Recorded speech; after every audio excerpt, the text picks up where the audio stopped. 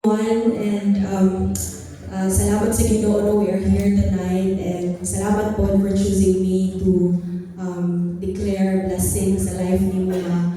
And your life is an answered prayer. Kaya kung wala po binakonek kila LL Lane. So this is my declaration for you here in Psalms 46. Now it says here, God is our refuge and strength. He is our ever-present help in times of trouble. Therefore, we will not fear though the earth give way and the mountains fall into the heart of the sea. And in verse 5 it says here, God is within Helen, amen. She will not fall. God will help her at break of day. No, so that's my declaration for you, ma. Salamat sa inyong kinabuhi. I declare more blessed and fruitful years sa inyong life. No, padayon lang kalag na yung mga situations na mabot sa atong kinabuhi nga challenging, no? Pero salamat kinamang si Lord yung nag-uban sa ato, and you always have us, no, nag-back up ni kanunay na yung mga spiritual family para sa inyo. More to, and happy birthday.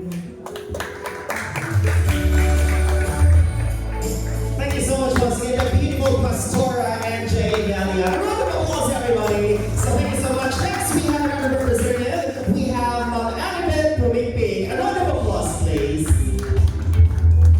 Praise Mama Annabeth. Your help requested to please give your wish and messages for our birthday celebrator. Once again, let's give her a big round of applause, everyone.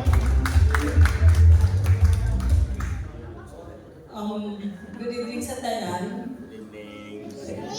Happy birthday.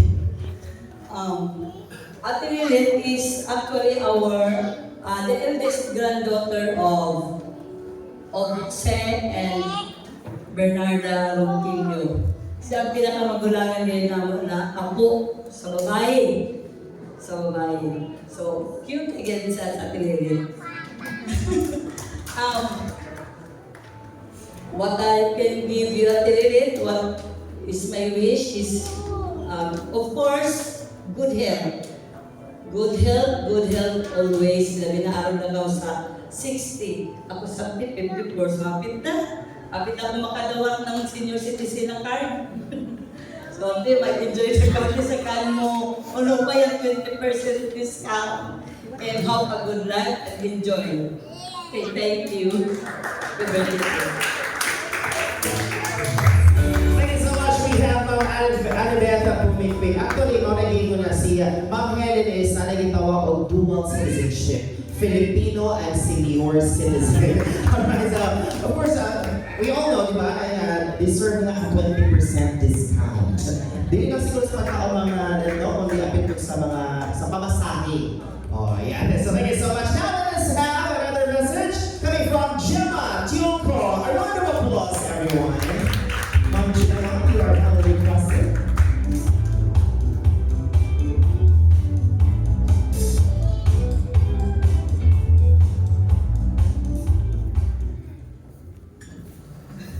So, really unexpected.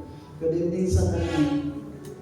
Let ang gusto kanong happy birthday.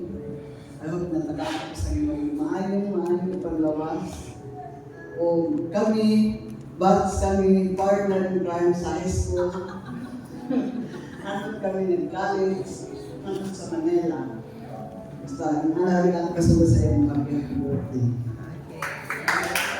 Thank you so much once again. We have Gemma Tionco. Next, we have